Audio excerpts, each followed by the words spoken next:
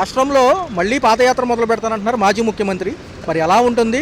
3 సంవత్సరాలు ముగిసిన అనంతరం సంవత్సరంన్నర పాటు ప్రజలకు అందుబాటు అంటున్నారు. ఏదన్నా ఫోకస్ ఆయన వైపు ఉంటుందా? ఒక పక్క కూటమి కూడా సంక్షేమాలు పథకాలు అంటుంది. రియాలిటీ ఎలా? ఏమంటే వాళ్ళే ఏం తెస్తారో ఏం తేరో ఏదో చెప్తా ఉంటారు. టీవీలో ప్రజలకి వార్తా పేపర్లో చెప్తా ఉంటారు. ఇన్ని లక్షల కోట్లు తెచ్చాం, ఇన్ని లక్షల కోట్లు తెచ్చామని. 20 లక్షల ఉద్యోగాలు ఇస్తానన్నాడు.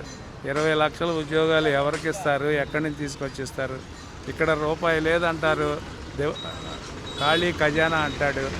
ఏమి చేయలేనంటాడు. మీరే సర్దుకోండి అంటాడు. తర్వాత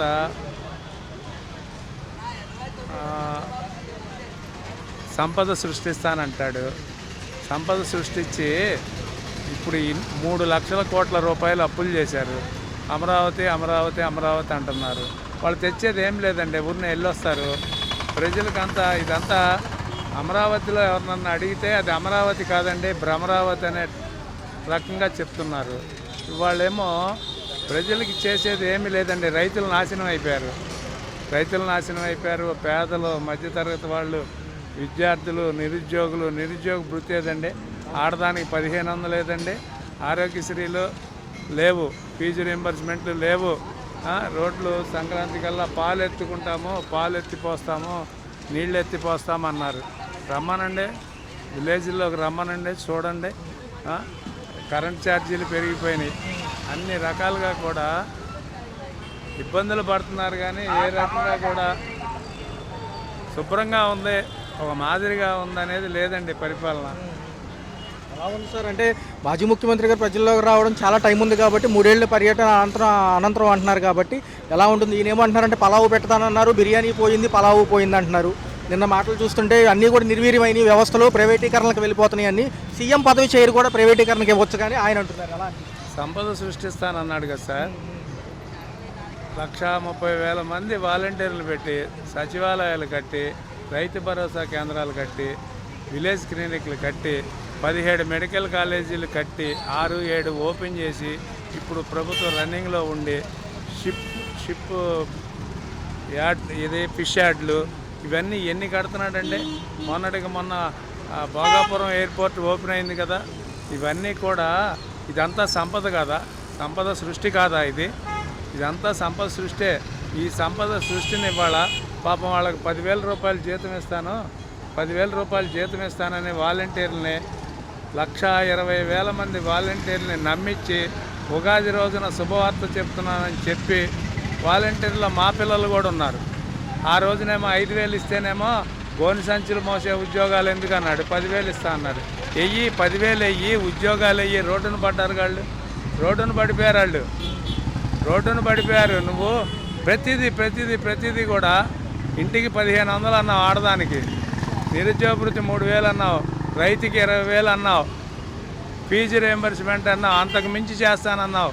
అప్పుడేమో శ్రీలంక అయిపోయింది అంటున్నావు, ఇప్పుడు సంపద సృష్టిస్తానన్నావు, కరెంటు ఛార్జీలు పెంచనన్నారు. ఏది జరగట్లేదండి. ఇవన్నీ ప్రతి మానవుడు ఆలోచిస్తాడు, ప్రతి మనిషి ఆలోచిస్తారు. ఎవరో మూర్ఖంగా సమర్థించి సపోర్ట్ చేసేవాళ్ళు ఎవరన్నా ఉంటే దానికి మనం ఏం చేయలేము. ఒక ఊహలో 2029కి ఎలా ఉండబోతుంది? ఇటుపక్క ప్రజలకి వ్యతిరేకత వస్తే ఇంకోళ్ళని గెలిపించుకుంటారు.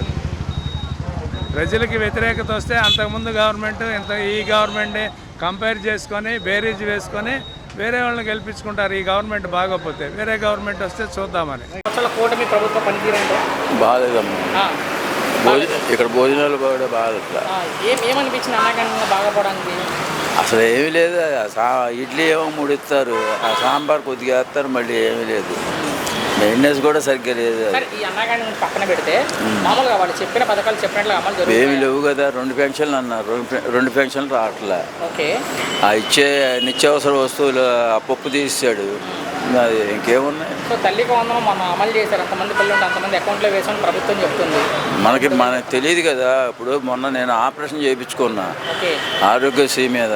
డాక్టర్ ఏమంటున్నాడు, ముందు 1,000-2,000 తెచ్చుకోండి అన్నాడు. తర్వాత చూసరికి 50,000, 10,000, 5,000 స్కానింగ్ అంటున్నారు. అయ్యి అని చెప్పేసి 50,000 నాకు రాయ నాకు అర్థమైంది. ఆరోగ్యశ్రీ కిడ్నీల స్టోన్స్ మీరు చెప్పేది. ఆరోగ్యశ్రీలో చేసింది గవర్నమెంట్ పే చేసింది కదా డబ్బులు. గవర్నమెంట్ ఇస్తుందంట, 3 నెలల తర్వాత ఇస్తుందంట. ఈలోపు ఆయన పెట్టుబడి పెట్టాలంట. మందుల కాట్లకి ఆయన పెట్టుబడి పెట్టిన తర్వాత 3 నెలల తర్వాత మమ్మల్ని ఏమైనా అడిగితే ఏమని చెప్పి మొత్తం బాగా చూశారని చెప్పమన్నారు. 50,000 వదిలిచ్చాడు. మొత్తం ఒంటి మీద బంగారం గింగారం అన్నీ ఇచ్చేసుకుని ఇచ్చేసారు. ఇక్కడ కూడా మెయింటెనెన్స్ సరిగ్గా లేదు. ఇది ఇడ్లీ ఉంది, ఇడ్లీ ఏంటంటే లేదు, ఏది స్పాంజీ ఉండదు చూడు ఆ టైపులో. ప్రాణం నిలబెట్టుకోవడానికి తింటమే. ముందు ఆడు తిని జనానికి పెట్టమను. అసలు ఈ పథకాలు అన్నీ పక్కన పెట్టబడదాం. మనం బియ్యం మంచి ఇవ్వమను. ఆ బియ్యం ఏమో 10 రూపాయలకి తెంగుతున్నారు. మళ్ళీ తీసుకొచ్చేసేమో 50 రూపాయలు, 60 రూపాయలు డబ్బు. ఇప్పుడు ఇక్కడ అన్నా క్యాంటీన్ వచ్చేసి వాళ్ళు ఎమ్మెల్యేలు, ఎంపీలు, చంద్రబాబు నాయుడు గారు ముందు ఆ భోజనం చేయమనండి. చేసిన తర్వాత అప్పుడు జనానికి పెట్టమని. అసలు ఇక్కడ పొజిషన్ ఏంటి? అవ్వచ్చు. ఎన్ని కూటమిలు వచ్చినా ఒకసారి చూస్తారు. మాటకి ఇప్పుడు మొన్న ఏదో పవన్ కలిశాడు కాబట్టి కొద్దిగా పడదు. రేపు అసలు సినిమా ఉండదు. గ్యారంటీగా Jagan must and should is coming. చాలా బాగుందండి. అన్న క్యాంటీన్లు కూడా చాలా బాగున్నాయి. అలాంటి వాళ్ళకి చాలా హెల్ప్ అవుతున్నాయి. కాకపోతే యువత గురించి కూడా కొంచెం పట్టించుకుంటే ఇక గవర్నమెంట్ చాలా బెటర్. గవర్నమెంట్ జాబ్స్ కూడా టైంకి వదిలి కొంచెం హెల్ప్ చేసి పెట్టండి మీ ద్వారా. కూటమి గవర్నమెంట్ ఖచ్చితంగా 2029లో కూడా కూటమి గవర్నమెంట్ వస్తుందండి. మాట్లాడదాం. ఇది ఈ ప్రభుత్వం 5 ఏళ్లలో 20 లక్షల ఉద్యోగాలు ఇస్తామని చెప్తుంది. మీకు నమ్మకం ఉంది ఈ ప్రభుత్వం ఎంప్లాయ్మెంట్ క్రియేట్ చేయగలదని? ఖచ్చితంగా అండి. చంద్రబాబు నాయుడు గారి మీద, జనసేన తరపున పవన్ కళ్యాణ్ గారి మీద ఈ కూటమి కంపేర్ టు ప్రీవియస్ గవర్నమెంట్ మీద చాలా బెటర్గా ఉంది. ఈ ప్రభుత్వం వచ్చాక డిఎస్సి పోస్టులు తీశారు 16,000. టీచర్ పోస్టులతో పాటుగా కానిస్టేబుల్ పోస్టులు తీశారు. మళ్ళీ నోటిఫికేషన్ ఇస్తామంటున్నారు. మీకు నమ్మకం కలుగుతుంది? నమ్మకం కలుగుతుందండి. ఇప్పుడు ముఖ్యంగా నాకు నమ్మకం వల్ల, మా యువత నమ్మకం వల్ల నారా లోకేష్ గారి మీద అండి. ముఖ్యంగా ఆయనే హామీ ఇచ్చి జాబ్ క్యాలెండర్ ఇచ్చి ఆయన దగ్గరుండి చూస్తున్నాడు. ఇది కూడా స్పీడ్గా చేసి ఆయన చేస్తే మరి ఖచ్చితంగా నారా లోకేష్ గారికి వీఆర్ వెరీ థ్యాంక్ఫుల్ యూత్. అయితే మీరు లోకేష్ గారి గురించి అడుగుతున్నా చెప్పారు కాబట్టి, సో విద్యాశాఖ మంత్రిగా ఉన్నటువంటి అంటే కేంద్ర విద్యాశాఖ మంత్రి ధర్మేంద్ర ప్రధాన్ రాజీనామా చేశారు. నీట్ విషయంలో చూసే ఉంటారు. ఇక్కడ ఏపీ విద్యాశాఖ మంత్రిగా ఉన్న నారా లోకేష్ కూడా రాజీనామా చేయాలంటున్నారు మాజీ ముఖ్యమంత్రి. దానికి దీనికి సంబంధం లేదండి. అది సపరేట్ ఇష్యూ, ఇక్కడే ఇష్యూ. అసలు డిఎస్సీలో అనేది అది చాలా అది వీళ్ళు క్రియేట్ చేసిందండి. ఎప్పుడో డిఎస్సీ జరిగింది, ఎప్పుడైంది. ఇప్పుడు అవకతవకలంటే చాలా కామెడీగా ఉంటుంది. అవన్నీ ఉత్తిమాటలండి. అదంతా ఉత్తిమాటలండి. నాకు తెలిసిన వాళ్ళకి చాలా మందికి వచ్చింది. వాళ్ళందరినీ చాలా నిరుపేద ఫ్యామిలీ నుంచి. అంతే తప్ప అదన్నీ ఉత్తిమాటలండి, ఫేక్ మాటలండి. ఎవరైనా అడగండి, స్టేట్లో 90% అమరావతి చెప్తారండి. మావిగాని ఏంటండి, రేపొద్దున మావిగాని అంటున్నారు, మొన్న వైజాగ్ అన్నారు. కొంచెం అన్న కామన్ సెన్స్ ఉండాలండి. 3 రాజధానులు అన్నారు. ఖచ్చితంగా ఇది మటుకి చాలా రాంగ్ డిసిషన్ అండి. నెక్స్ట్ తరాలకి మనకంటూ ఒక క్యాపిటల్ లేదు. వాళ్ళు చెన్నై నుంచి తరిమేస్తే ఇక్కడికి వచ్చాం, హైదరాబాద్ నుంచి ఇక్కడ తరిమేశారు. ఒక క్యాపిటల్ అంటూ లేదు. ఆ వైసీపీ వాళ్ళు కనీసం కామన్ సెన్స్ లేదండి. ఏం చేస్తున్నాం, నెక్స్ట్ తరాలకి ఏంటి, ఒక రాజధాని అనేది చంద్రబాబు నాయుడు గారు ఏదో విజన్తో రూపొందిస్తున్నారు. మినిమం ఎవరికి అడిగినా చెప్తారు మనకంటూ ఒక రాజధాని ఉండి ఒకటి కావాలని చెప్పి. ఖచ్చితంగా 2029లో కూటమి గవర్నమెంటే ఖచ్చితంగా వస్తుందని 100% నమ్ముతున్నానండి. ప్రీవియస్ గవర్నమెంట్తో కంపేర్ చేస్తే చాలా బెటర్ అండి. అన్ని విషయాలు ఒక్కటని చెప్పలేను. ప్రతి విషయంలో పోలవరం పర్పస్ ఏంటి, రాజధాని పర్పస్ ఏంటి, కంప్లీట్గా నాకు మటుకి అంటే కంప్లీట్గా నీకు ఈ గవర్నమెంట్ మీద పూర్తి నమ్మకం ఉందండి. అదే రకంగా యువతకు కూడా ఉద్యోగాల పరంగా కానీ కొంచెం స్పీడప్ చేసి నారా లోకేష్ గారి దగ్గర నుండి చూసుకుంటున్నారు కాబట్టి కొంచెం చూస్తే ఇంకా బెటర్ అండి. ఇంకా యూత్ కూడా మొత్తం యూత్ ఓటింగ్ అంతా టీడీపీకే పడుతుంది. పవన్ కళ్యాణ్ గారు 2 ఏళ్ళు అయిపోయింది. ఆయన కూడా ఉప ముఖ్యమంత్రిగా కావచ్చు, 5 శాఖల మంత్రిగా కావచ్చు, ఆయన పనితీరుని మీరు ఎలా విశ్లేషిస్తారు? ఆయన చాలా పద్ధతిగా చేసుకుంటూ వస్తున్నారు. ఆయన పనితీరు కూడా చాలా పారదర్శకంగా ఉంది. ఆయన చేస్తున్నటువంటి గ్రామీణాభివృద్ధి శాఖ కానీ లేదంటే అటవీ శాఖ కానీ ఇవన్నీ చాలా చక్కగా నిర్వర్తిస్తున్నారు. అందులో ఏ విధమైనటువంటి భేషజాలకు పోవటం లేదు. ఈ ప్రజలు కూడా ఆయన శాఖ పట్ల చాలా ఇదిగా ఉన్నారు. ఇటీవల మనం చూసుకున్నట్లయితే సర్జరీ జరిగింది, వెంటనే మళ్ళీ వచ్చారు. ఆయన కార్యక్రమానికి పాల్గొంటున్నారు. సో దాన్ని కూడా ట్రోల్ చేస్తున్నారు చాలామంది. సర్జరీ జరిగిన తర్వాత ఆయన వచ్చారు. సర్జరీ ఆయన చేతులకి అవసరం ఉండి సర్జరీ చేయించుకున్నారు. 4 రోజులు 5 రోజులు రెస్ట్ తీసుకున్నారు. మళ్ళీ ఆయన కార్యకలాపాల్లోకి ఆయన వస్తున్నారు. అందరూ మీడియా కోసం హైపే తప్ప అక్కడ చేసేది ఏం లేదు పవన్ కళ్యాణ్ అంటే రకరకాలుగా మాట్లాడుతున్నారు ట్రోల్ చేసేవాళ్ళు. మీడియా కోసం ఆయన చేయాల్సింది ఏం లేదు. ఆయన మీడియా కోసం చేసుకోవాల్సిన అవసరం ఆయనకు లేదు. ఆయన కార్యక్రమాలు, ఆయన రోజువారీ కార్యక్రమాలు, ఆయన శాఖలకు సంబంధించిన కార్యక్రమాలు ఆయన చక్కగా నిర్వర్తిస్తున్నారు. అంటే వేరే వాళ్ళకి నా ప్రశ్న ఏంటంటే వేరే వాళ్ళకంటే మీడియా గుర్తింపు కావాలి, ఏదో కావాలి. ఆయనే ఒక పెద్ద హీరో ఇండస్ట్రీలో, ఆయనకి మళ్ళీ ప్రత్యేకంగా మీడియా గుర్తింపు కావాలంటారా? ఆయనకి మీడియా గుర్తింపే అవసరం లేదు, మీడియా అవసరం లేదు. ఆయన శాఖలను చాలా పారదర్శకంగా చేసుకుంటూ వెళ్తున్నారు. అది చూడకుండా, అది తెలవకుండా ఏదేదో చేస్తున్నారు. మీడియా ట్రోలింగ్ కోసం వస్తున్నారని అదని ఇదని చేస్తున్నారు. శ్రీశ్రీ గారు చెప్పండి, మీరు వినే ఉంటారు, అగ్గిపుల్ల సగ్గుపుల్ల కుక్క పిల్ల కవితకి కాదేది అనారం అన్నట్లుగా. అవును, శ్రీశ్రీ గారు చెప్పింది. ప్రతిదానిలో కూడా ఈ వెతికి ట్రోల్ చేసే వాళ్ళకి ఏం చెప్తారు పవన్ కళ్యాణ్ గారి విషయంలో? అది అసలు వాళ్ళు చేయాల్సిన పని కాదు, ఆయన మీద చెప్పాల్సిన పని కాదు. రెండోది, వాళ్ళ మాటల్లో చెప్పాలంటే ఈ నిధులు, ఏ విధమైనటువంటి నిధులు కూడా వాళ్ళు అనేక రకాలుగా దోచుకున్నారు. దానికి పోలవరం కానివ్వండి, లేకపోతే రాజధాని కానివ్వండి, లేకపోతే ఇంకోటి కానివ్వండి. అదే మాట సబ్బు బిళ్ళ, అగ్గిపుల్ల, కుక్క పిల్ల, అట్లాగే వీళ్ళకు కూడా ఈ పోలవరం నిధులు కానివ్వండి, రాజధాని నిధులు కానివ్వండి, ఏది కూడా దోచుకోవడానికి అనర్హం కాదు.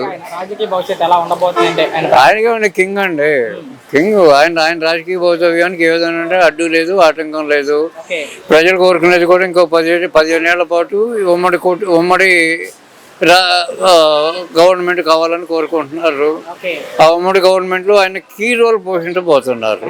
ప్రభుత్వం వచ్చాక అక్రమ కేసులు పెడుతున్నారంట, కక్ష సాధింపు చర్యలు చేస్తున్నారంట. సో నిన్న మాజీ మంత్రి అమ్మట్రాంబాబు మాట్లాడుతూ, నేను ప్రతిరోజు అన్నం కన్నా ఎక్కువగా కేసులు తింటున్నాను, అన్ని కేసులు పెడుతుంది ప్రభుత్వం, గొంతునెక్కేస్తున్నారు ఆయన. ఆయన మీద ఏం కేసులు పెట్టలేదుగా, ఎవరి మీద పెడుతుంది? అక్రమంగా ఎవరి మీద పెడుతున్నారు? తప్పు చేసిన వాళ్ళ మీద కేసులు పెడతారు, అట్లాగే పెడుతున్నారు. ఆయన అన్ని మెతుకులు తింటాడని లెక్క పెట్టి తింటున్నాడా? అన్ని కేసులు ఎవరి మీద పెడుతున్నారు? రాష్ట్రం మొత్తం మీద, భారతదేశం మొత్తం మీద అన్ని కేసులు పెడతారు రోజు. అంటే భారతదేశంలో పక్కన పెట్టుకుని ఆంధ్రప్రదేశ్లో మాట్లాడినా, ఏదైనా ప్రశ్నించినా ప్రభుత్వాన్ని కేసులు పెట్టేస్తున్నారన్నారు వైసీపీ వాళ్ళు. ప్రశ్నించినా లేదా ఏమన్నా ఇదైనా కానీ అక్రమ కేసులు అనేది పెట్టడం లేదు. తప్పు చేసిన వాళ్ళ మీద కేసులు పెట్టక తప్పదు. ఎవరైతే ఆ గొంతు బయటికి గళం విప్పుతున్నారో వాళ్ళందరి కోసం వైఎస్ జగన్మోహన్ రెడ్డి గారు వాళ్ళ పార్టీ కార్యకర్తల కోసం జగన్ అన్న 2.0 సూపర్ యాప్ ఒకటి లాంచ్ చేశారు. మొన్న పెట్టుకోమనండి, సూపర్ యాప్ పెట్టుకుంటే ఏమవుతుంది? దానివల్ల ఎవరికి ఇబ్బంది ఏం లేదు. వాళ్ళ కార్యకర్తలు మాట్లాడుకుంటారు, లేదా ఇంట్రెస్ట్ ఉన్న వాళ్ళు ఎవరైనా యాప్లోకి వెళ్ళిపోయి చూస్తారు. అంతేగాని ఇప్పుడు ఆ యాప్ పెట్టినంత మాత్రాన ఏదో గొడవలు జరుగుతాయి, లేదా గొడవలు ఆగిపోతాయి అనేది అసలు ఎక్కడా లేదు. ప్రజా వ్యతిరేక విధానాలు తీసుకెళ్తారంట, జనాల్లోకి గళం విప్పుతారంట. ఇక్కడైతే ఎవరు ఆపడానికి ఉండదో వాళ్ళు స్టూడెంట్ పెడతారంట. ప్రభుత్వం గురించి ప్రభుత్వంలో తప్పు ఉంటే అక్కడే ఉంది. ఇప్పుడు పబ్లిక్ గానే మాట్లాడుకుంటారు ప్రజలు, వాళ్ళు పెట్టాల్సిన పనేం లేదు. ఎప్పుడైతే రాష్ట్రంలో నివసించే పౌరుడికి ఏమైనా ఇబ్బందులు వస్తే వాడే మాట్లాడతాడు. అంతేగాని ఎవరో వచ్చి ఎవరో చేస్తున్నారని చెప్పేసి వాడు ఇదిగాడు. ఇప్పుడు నేను ఉన్న హాస్పిటల్కి వెళ్ళా, అక్కడ నాకు సరిగా ట్రీట్మెంట్ ఇవ్వలేదు, నేను పబ్లిక్గా బయటకు వచ్చి బయట చెబుతున్నా. అంతేగాని వాళ్ళు ఏదో యాప్ పెట్టి ఆ యాప్లో వస్తే అన్నీ చూసుకోండి, ఆ ప్రకారం గొడవలు చేయండి అని చెప్పడం అనేది అసలు ఫూలిష్ థింగ్. మరొకసారి రిపీట్ చేశారు జగన్ గారు, 2 ఏళ్ళు అయిపోయింది, 3 సంవత్సరాలు కళ్ళు మూసుకుంటూ వచ్చేది మన ప్రభుత్వమే అంటున్నారు ఆయన. సో ఆ వ్యాఖ్యల మీద అభిప్రాయం ఏంటి? 2 ఏళ్ళు అయిపోయింది, 3 ఏళ్ళు అంటున్నారు. కళ్ళు మూసుకోమంటున్నారు కార్యకర్తలు అందరూ. కళ్ళు మూసుకుంటే కబోదులు అవుతారు. రాష్ట్రంలో జరిగేది వాళ్ళకి ఏం తెలియదు. కళ్ళు తీసుకోవాలి, నోరు తెరవాలి, అన్ని తిరిగితేనే రాష్ట్రంలో జరిగేది తెలుస్తుంది. రెండోది, 3 సంవత్సరాలు కదా, 30 సంవత్సరాలు అయినా సరే ఆయన ప్రభుత్వం రాదు. రేపు ఎలక్షన్లో ఉండేది ఒకటే సింగిల్ పార్టీ, అది కూటమి పార్టీ. కూటమి పార్టీతోటి ఎలక్షన్కి వెళ్తారు.